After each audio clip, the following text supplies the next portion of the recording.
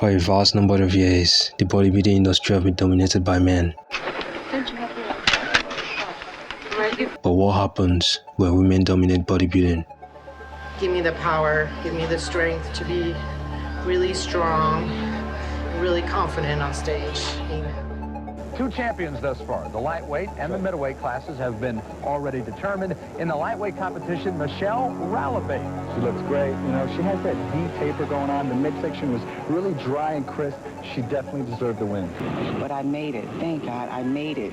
I can't believe that it's over with. All I want is pizza. There are always two sides to a story. For some, bodybuilding has been their escape for a better life. My name is Valentina Chipiga. When I was younger, I was skinny on my upper body. Yeah, and I was embarrassed about this, and I didn't like to go at the beach. It's really important for me to be able to come off as strong, beautiful, and feminine when you're carrying around all this muscle. For me at the moment, my body fat percent is just under 10%, and I want to get that down to about 3% ready for show day.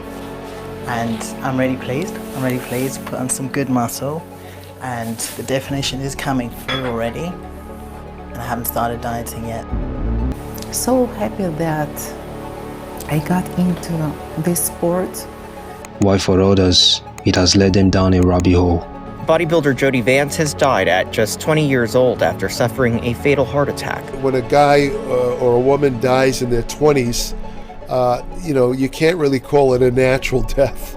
I mean, it's almost laughable to use that term to somebody dying in their 20s. To really understand it all, I guess we have to go back in time. Bodybuilding is a sport that dates back to the ancient Greek appreciation for the muscular male physique. Bodybuilding became a form of entertainment in Europe in the 1890s. The point of bodybuilding at this time was not so much about physical appearance, but more for showing an audience one's immense strength. These entertainers were called strongmen, and they would often compete to see who was stronger than the other. Since the emphasis was so much on showcasing strength, it wasn't wise for women to participate. After all, at the time, women didn't participate so much in other sports that were less dependent on one's physical strength. They thought and said that that was too muscular.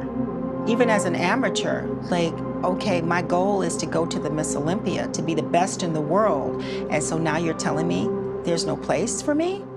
Now what? With the advancements of science and technology, steroids were made with the purpose of increasing testosterone in the body. When used by the strong men, they tend to get stronger and look more muscular.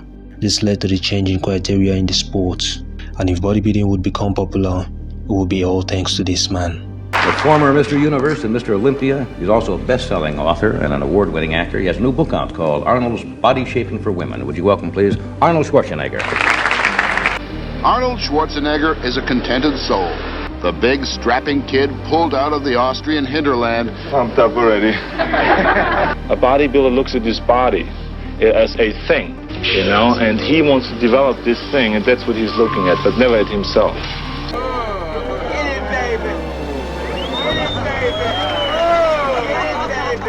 And so that's why I wrote this other book now, which is for women, because I felt that there's so many women out there that are out of shape, and I've done seminars, for instance, for the last 4 or 5 years. Is that for out-of-shape women or for seminars?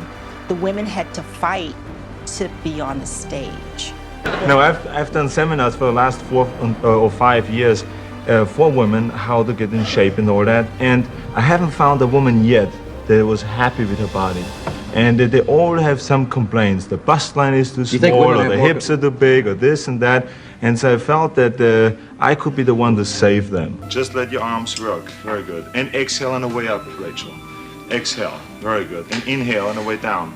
Both of us being fans were really concerned. And man, we didn't even know what to do. We just stepped in. As bodybuilding became famous in the 90s, women were also fighting for their right to participate in sports. So their wish was granted. Hi everybody, and welcome to New York City and perhaps the most exciting event that women's bodybuilding has to offer. Certainly it's the most prestigious, the Ms. Olympia competition, and who better to share the insights of Ms. Olympia than the lady who has dominated the sport the past 6 years in a row. Diana Dennis has probably been my best friend in bodybuilding ever since I started in saying in a very unbiased fashion, she is in the most absolute best shape I've ever seen her compete in. It's probably one of the most difficult things in the world to do, to build muscle as you're losing fat. It doesn't just happen overnight. I mean, one of the misconceptions is you're going to wake up one morning and say, oh my God, what have I done?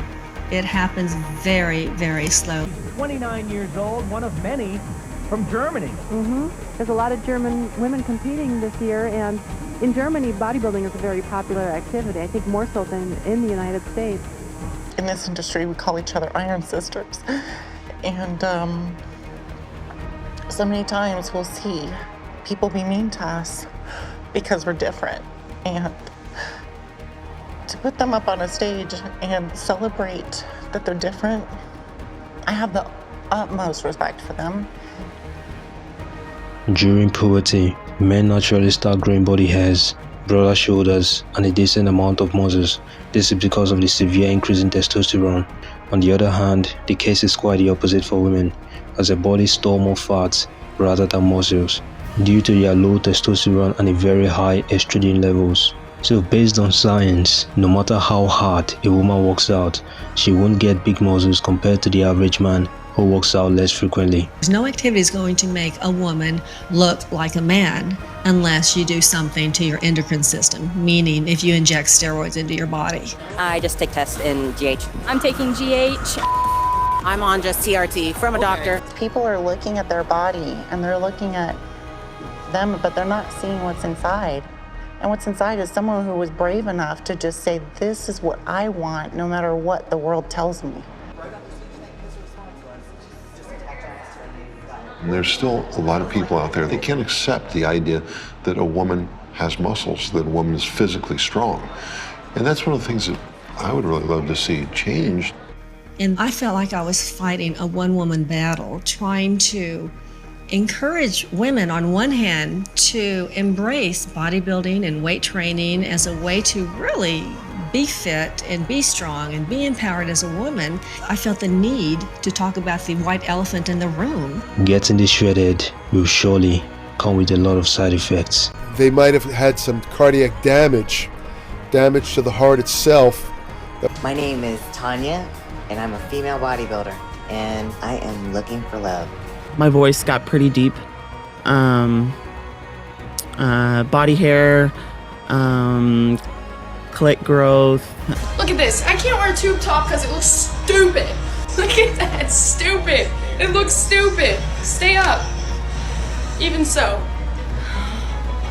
I just want to look cute, guys. I think Tanya faces some significant obstacles when it comes to dating. He's got to have the looks that she's looking for, but he's also got to understand her looks, her lifestyle. When somebody dies in their 20s and they're noted to have possibly used large doses of steroids, you have to wonder whether the steroids, really played a role, and they likely did. This is Santiago Dani, a Brazilian bodybuilder from Rio Grande do Sul. As a female bodybuilder, she looks fit and strong, widely known for her chiseled abs and quads definition, but as a 36-year-old, she looks very old for her age. This is the effect of steroids in the body. They tend to age faster. She started her professional bodybuilding career in 2021, and she was determined to make her name known. 3 years later, 2024, she was ready and set to compete in one of Brazil's most prestigious bodybuilding contests, but unfortunately, she couldn't make it.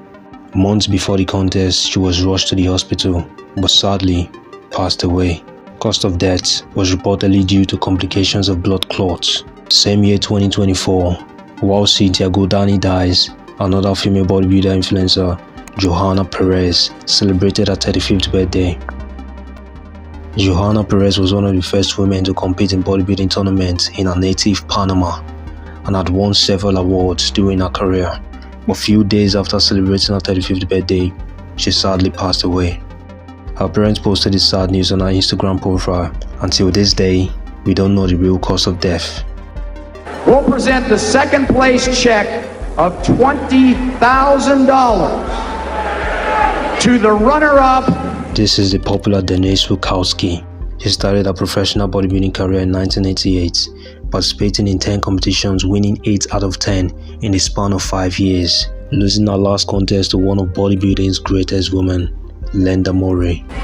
Denise Rakowski. There you go. So Linda Murray, once, twice, 3 times, and now 4 times a champion.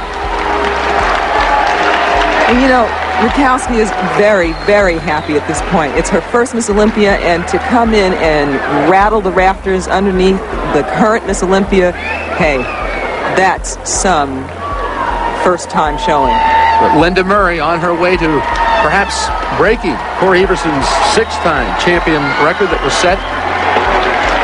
It was a great reign indeed, but Linda Murray on her heels. She has 2 more to go as she receives the congratulations from the other finalists here at the 1993 Miss Olympia. But you're looking at the champion, Linda Murray.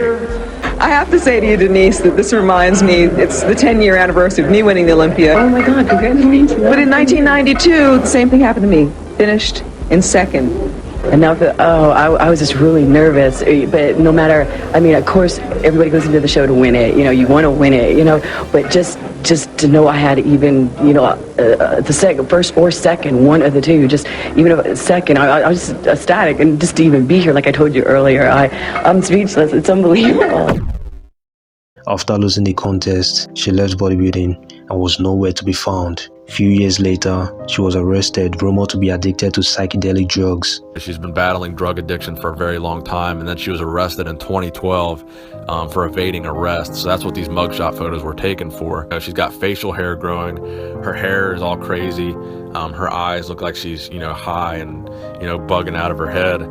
So it's sad to see stories like this, but this is the reality of bodybuilding, man. You go from being at the top of the mountain, 2nd place finish at the Olympia, to just being a drug addict, you know, looking like that. It's just really a sad story. And unfortunately, it's all too common in bodybuilding. Regardless of the downsides, women still continue to promote the sport, and there is no doubt it has also transformed so many lives.